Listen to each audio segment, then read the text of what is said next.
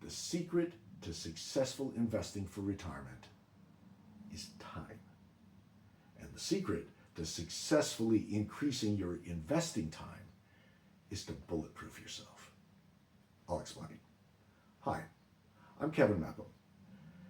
I'm 63, and for 17 years and counting now, I have dedicated myself to figuring out how you and I can build lives that thrive in every way as we age and right now.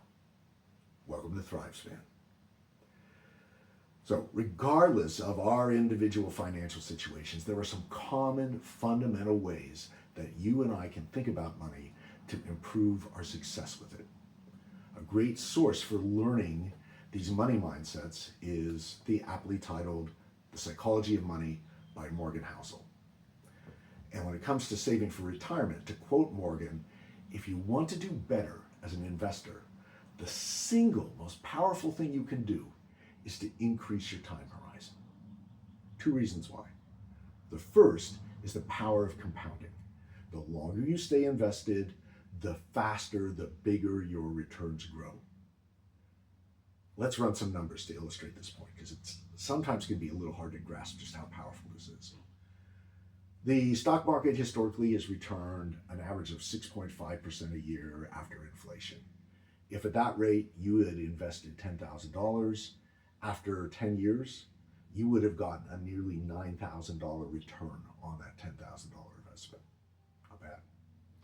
If you then took that $19,000, if you took that $9,000 and reinvested it on top of the 10, then in the second decade, you would have gotten over a $16,000 gain. Even better. But reinvest that and keep going for one more decade, for the years 21 through 30, and now you get a $31,000 gain in that third decade alone. So first, wow, in 30 years, that $10,000 investment has grown by $56,000. Second, and this is the key point to the time horizon standpoint, is if you'd stopped after 20 years, you wouldn't have gotten 56,000. You'd have only gotten 25,000. Well over half the gains came in that third decade. And that is the kind of little but ever increasing stair step that you get with time as you compound, as you reinvest and you compound. The second reason why increasing your investment time horizon matters is the power of the biggest winners. Now, that outstanding investor, Warren Buffett, has admitted that in a 6-decade career, out of all of the investments that he's chosen over that time, his success comes from only about a dozen truly good investment decisions, which over the long term emerged to produce nearly all of his outsized gains. And it's not just Warren Buffett. If you look at the stock market as a whole from 1980 to 2014, all of the gains during that period came from only 7% of the stocks. Now, what does this mean?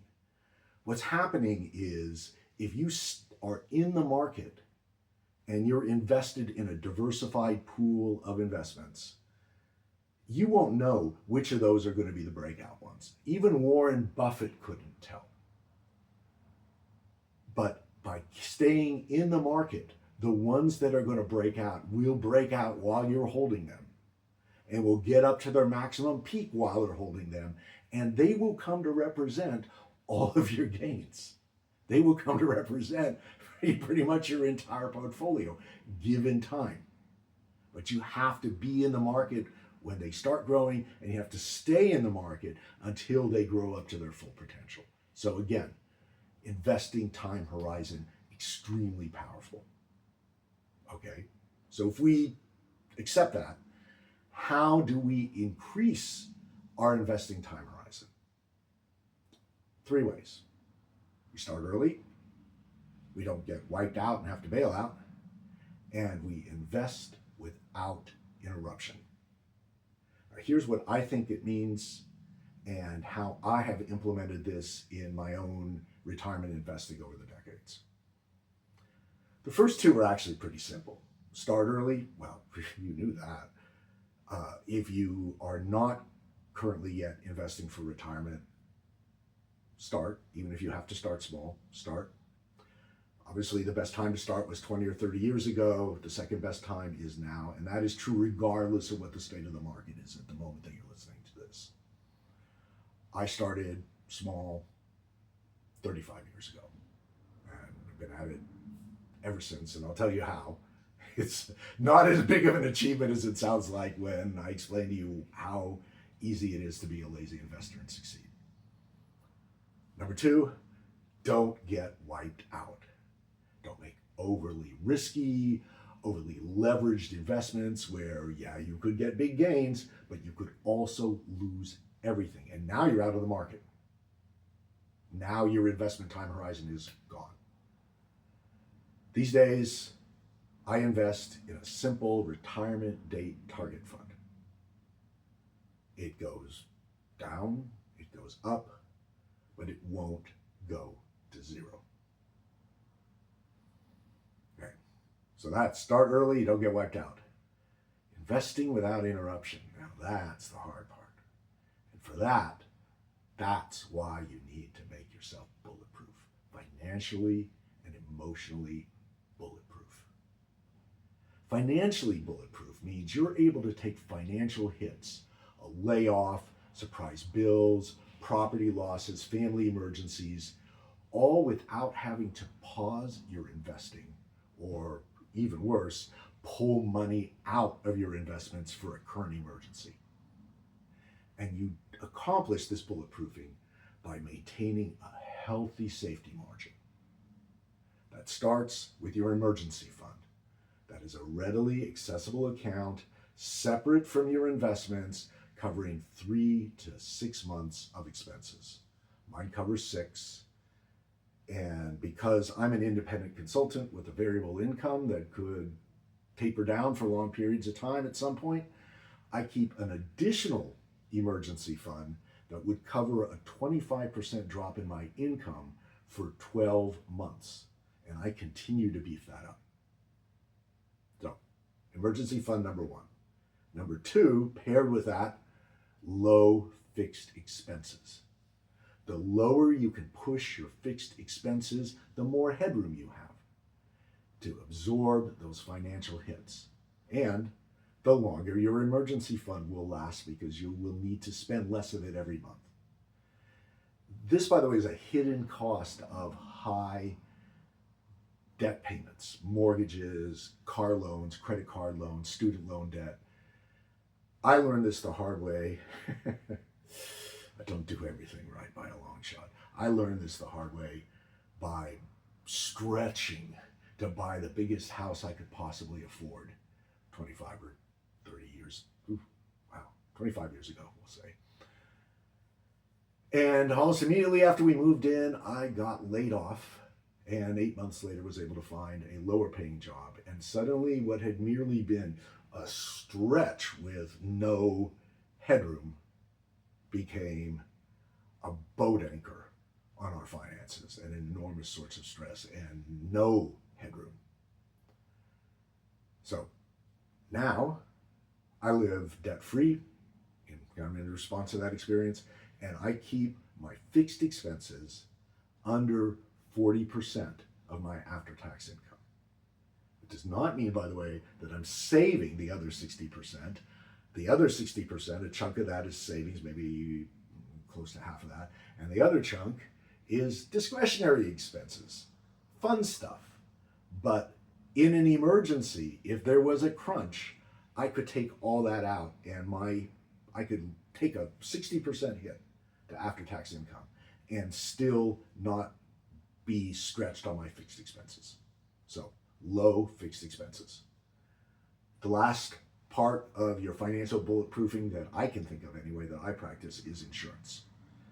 Now, of course, the purpose of insurance is exactly to take the big financial hits for you that you couldn't absorb. So carry adequate medical, property, disability, liability insurance. Don't forget that last one, especially as your assets grow. So that's financial bulletproofing. Emotional bulletproofing, that means you're able to take big drops in the market or bad news in the world without freaking out and bailing out of your investments. Because remember that 6.5% average return that we talked about out of the stock market? You never see it. It's either going way up or up more than 6.5% or up less than 6.5% or down a bit or down a lot. And through all that volatility, you have to stay invested and keep investing.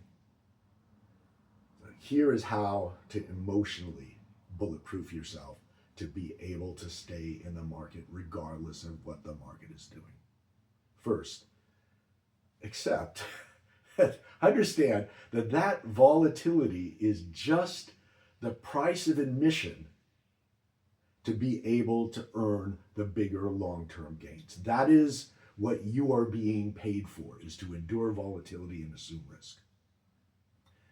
You could, if you don't want any of that volatility or risk, just park your money into a savings account and make savings account interest rates, I don't know, 2.5%, 3%, whatever it is now. But that is typically below inflation. So you will not make gains, and you will probably actually lose in the long run after inflation takes its bite. Second, understand that you cannot time the market. You can't say, well, I don't like risk or volatility, but what I'll do is when I see the market start to go down, I will sell everything, and then it gets to the bottom, and then when it starts to come up, then I'll buy everything, and I will sell high and buy low, and it doesn't work that way. And there is reams and reams of research that says that people who try to do this underperform the market. They perform worse, significantly worse, than the people who just stayed in and rode the drop and were there to buy more when the market started going up again. You will not be able to time it. It will have dropped a fair amount by the time you realize that you want to get out, and will also have grown and increased a fair amount before you realize that you need to get back in. Doesn't work. So just stay in. Okay. Having that healthy safety margin that we talked about for financial bulletproofing is also a great way to emotionally bulletproof yourself. It's a fantastic security blanket during downturns, and I can attest to that. But my biggest tip is to automate your investing. Now, how does that make you emotionally bulletproof? Well, if every paycheck you take money and it just goes automatically into a retirement target date fund, then you don't have to think about making investments, and you don't have to think about what your investments are doing, because you don't have to adjust them or rebalance them. The target date fund does that for you automatically. Your investments need zero maintenance. If they need zero maintenance, you can stop looking at them. If you don't look at them, then you don't know when they're dropping, and if you don't know when they're dropping, you can't freak out about them dropping.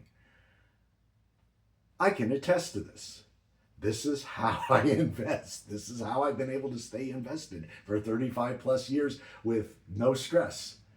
I don't even know what my investments are doing today, last month, last 6 months. By nature of the fact that I'm an independent consultant, I don't get to do automatic withdrawals. Every 3 months, I have to go in and decide what I can put into my retirement account. And so once every 3 months, I get a quick look at what the balance is. But by then, I've forgotten what it was 3 months earlier. So I really have no idea whether it's going up or down.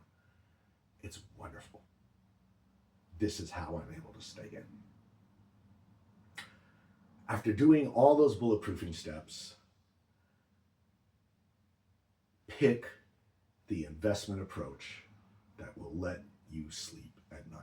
This is Morgan Housel's advice, and I really agree with this. It makes a lot of sense, because if you have to accept a lower investment return in exchange for a level of risk that you can tolerate, that's okay. You wouldn't have gotten a higher return anyway, because at some point, the volatility associated with that higher return would have freaked you out enough that you would have bailed out and you never would have gotten a higher return anyway. So get the one that works for you. Okay, to summarize, increase your investing time horizon to harness compounding and let the big winners emerge.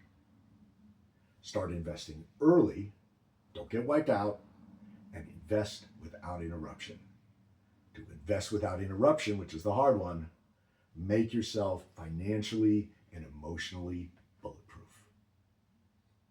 Now, the call to action, because I always have a call to action, because action is how we make our thriving lives, how we bring them into existence. Find some ways to lower your fixed expenses, take the money that you're saving from that, and use it to build up your emergency fund. Okay? And if you truly want to sleep better at night, watch my sleep masterclass next. Thanks for sticking with me. Thrive now for life.